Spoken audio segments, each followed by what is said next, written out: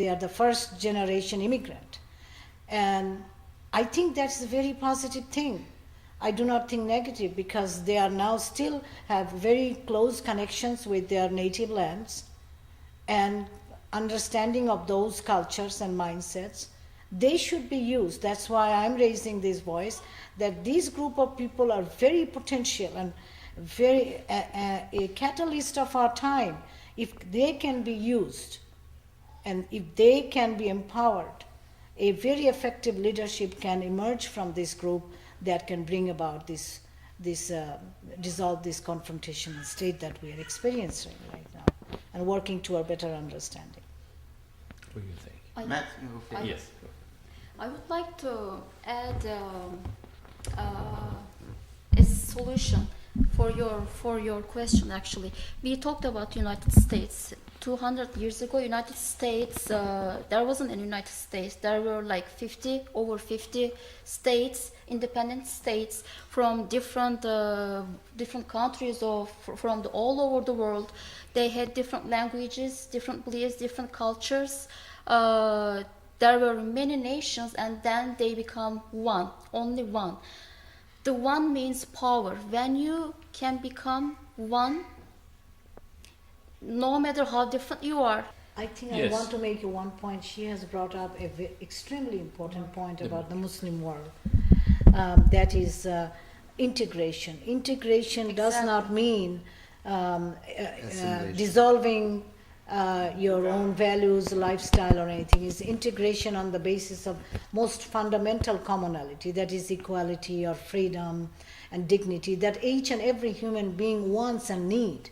And on the basis of that, the integration, this country has become a superpower. This is my understanding, that this nation has become so powerful and so successful because it is providing that program of integration. So the people are coming here feeling safe and contributing, going for their own potential when they're actually contributing to national potential. And the nation is then becoming very successful, materialistically and otherwise. But I think what she is saying is that Muslim world is disintegrating, or at least in the verge of disintegration, fighting with each other. We are 1/5 of humanity, but we are not a voice in the world. We are not a power broker. In any of the big meetings, we are not, no leadership from Muslim countries are invited. Why? We have control 76% of the oil reserves.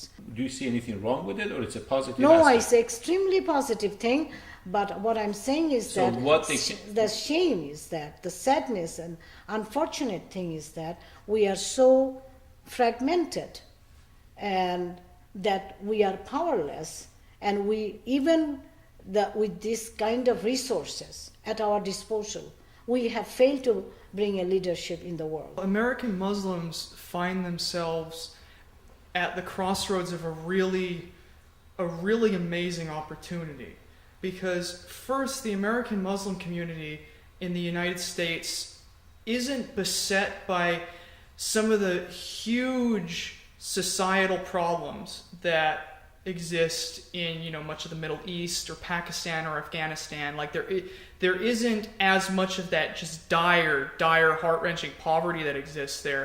And on top of this, there also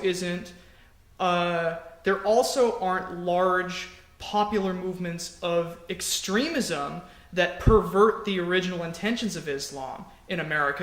While there may be a few crazy people who go to a mosque, there are not large organized terrorist sectors like there certainly are in places like Pakistan or Saudi Arabia or other places. But so American Muslims, first of all, live in an area where they can take back Islam for what it really is, a religion of peace. Secondly, even though America, like Edip was saying, America isn't perfect. It does things that are very undemocratic and wholly at odds with the original values of the Constitution. But at the same time, it's better than most of them. It's better than Saudi Arabia. It's better than, the lawlessness in many Southeast Asian nations. So American Muslims would have a genuine opportunity to affect positive change and get their voice heard without getting seriously persecuted or getting just shipped off to prison like many people do in, like many democratic dissidents do in places such as Turkey, for example. And also, for American Muslims to do this, this is a really vital concern right now. Why would it be very vital? First of all, due to the antagonism in certain superpower groups and elite groups amongst different countries, we're in a West-East conflict. America looks at Iran as this evil, mysterious, foreign axis of evil. Iran looks at America as the decadent, pornographic West, which is wrong, which is also wholly wrong. And we also, once peak oil sets in and oil reserves deplete themselves to the point of complete scarcity, we're going to start witnessing humongous disintegration within the Muslim world. For some of their main economic sources of sustenance come from these enormous oil reserves. So unless we take back Islam as a religion of peace and talk about it as a democratic movement for social justice and for stabilization of a community over peace, we will, if we don't do this, we're going to lose out to the other extremist factions who will take over once major problems occur in the Middle East. Do you think that there is so much injustice against Muslims, therefore you are initiating this organization?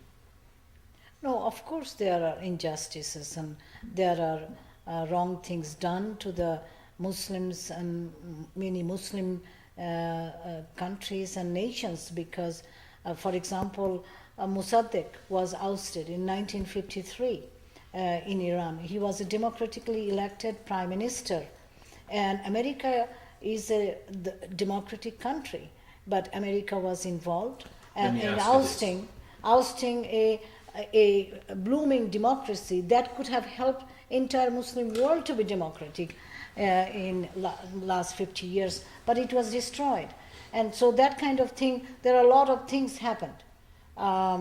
Also sustaining Shah of Iran for 25 years. It is an example for the Muslim world how unfair and unjust America could be. So there are things like that, but what I'm saying is that let's not lose our spirit of hope and positive things that we have. Let's not destroy with some of the poisons, some of the things that happen. Let's also think the positive side. This country also has engaged with Russia through detente and won Cold War through that. It's a positive, constructive engagement. It was not proxy wars through which it won.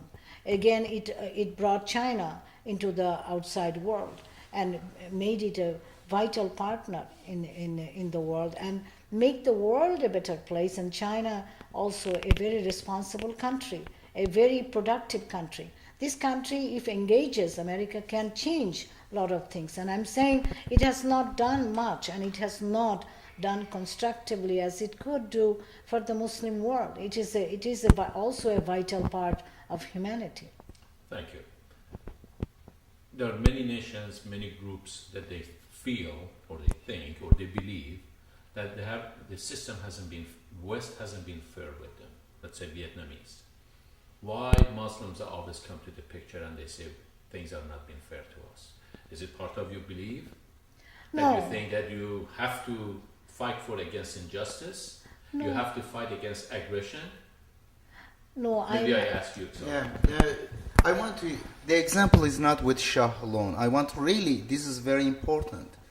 While I am very happy to be in the United States, I find myself lucky. I will not go to any so-called Muslim country. They are not Muslim countries because it is ruled by authoritarian regime. Almost all of them, exception of Turkey. Turkey is just like shaky. But when I went there, I was arrested. I had to come back. But it is much better than the rest. But the United States obviously provides a wonderful living with dignity and peace and with freedom in this country. However, dealing with the Middle East or other countries, it is really double standard that, and it is really in long term, it has not been in the self-interest of the United States. Putting puppet regimes, dictators, supporting them, maybe serve the oil industry, maybe some weapon merchants, but ultimately it created more enemies, and our efforts and energy, money is wasted to the wrong direction. Now the world has become smaller, our interest is much more interrelated, and much more what goes around comes around faster right now. What we are doing, for example, Egypt is a dictator, run by dictator and supported by us, by my tax money. Saudi kings, they are dictators. They are breeding very angry generation people. Most of the terrorists came from there. And we are supporting. We don't need to go invade that country, war, and shed blood. Just take your support away, maybe something better will happen. There are a lot of people who want democracy there. And the same with many other countries. Therefore, first we need to change this. What is the interest of the United States in? The interest is not go invading the country, shedding the blood, serving the interests of the few. And I myself don't find myself victim. I'm not talking because I feel. I'm not one single time interrogated. I'm not interrogated by American police. And this is a wonderful thing to be in this country. But what I feel, this justice, this beautiful system is misrepresented outside and generates a lot of hatred towards us, towards Americans, and I feel myself split. I feel wonderful, happy to be here in this country, while I see there is a misinformation, distortion of the facts, and the children of the poor people in America are sent to kill the children of the poor people in other countries to make profit to some people behind the scenes.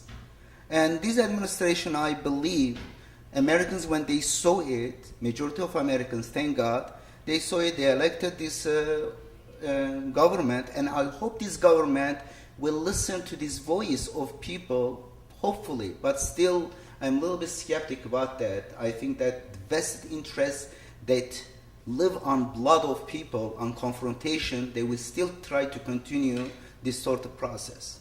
But we have to do whatever we can do to inform ourselves, our people, and the world population, American, and try to be a catalyst for peace. Yes. But don't you think that through dialogue and diplomacy, we can really change and we can make a change there? And in this society, if we can create a national presence with any issue, through any issue, important issue that this nation is concerned, like terrorism and security and all this nation is concerned about that. And we are concerned as Muslims. We are concerned about a better relationship between the Muslim world and America, so that both benefits, the interest and welfare of both depends on each other.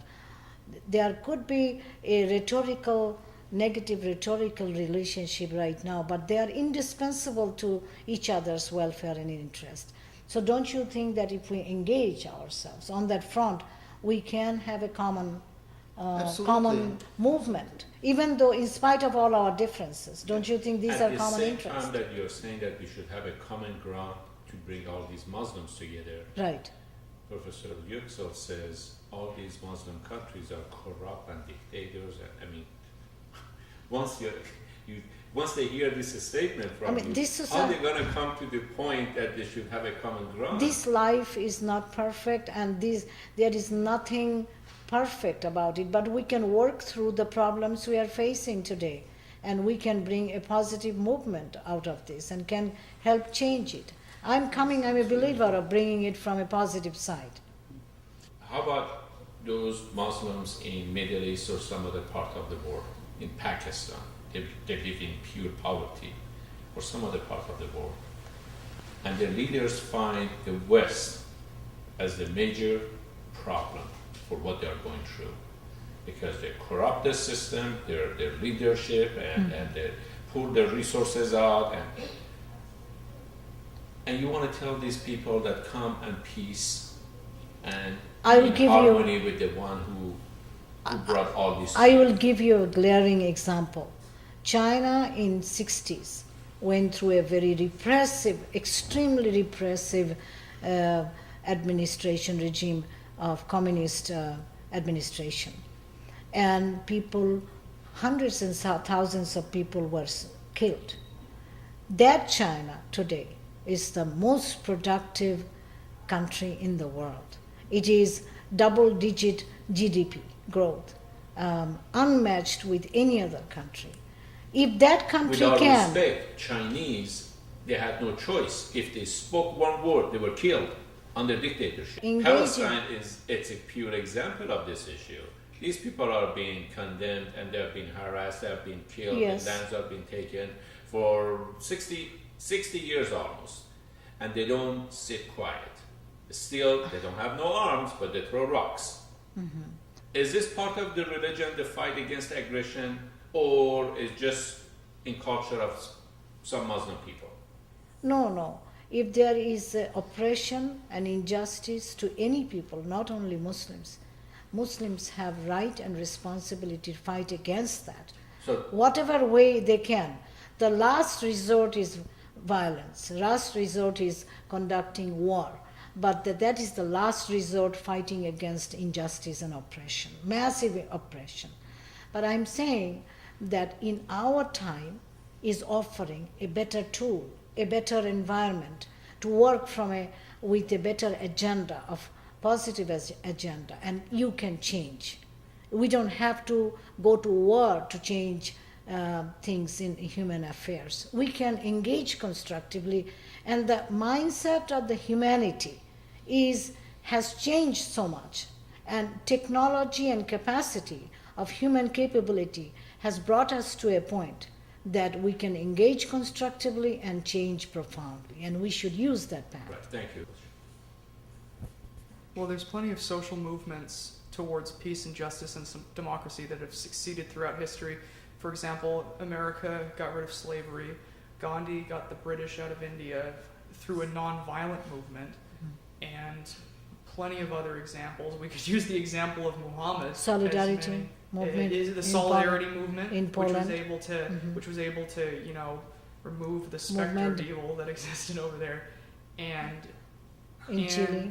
in Chile, or look In at South Africa look also. at South Africa and apartheid, and a lot of South American countries now, a lot of their presidents are actually literally coming from the poor working classes of society. Right. And though socialism, that's a more complicated issue, but once again, there are plenty of examples in which democratic movements that are enduring and are willing to suffer through troubles, they can and will succeed.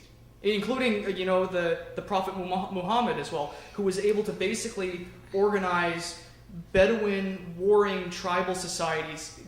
I always use the analogy of the Crips and the Bloods to refer to them. Basically, that's what it was back in the Bedouin era. And he was able to unify them into one of the biggest empires that has ever existed in humanity in the matter of a few short years. So yes, democratic movements for justice can succeed in immense amounts if people just endure and suffer through troubles. Thank you for all. It was very interesting to hear about your views, and we're coming to top of our hour. Thank you so much for viewing. For additional information about this group's mission statement and the content of their letter to President Obama, visit www.mpjp.org.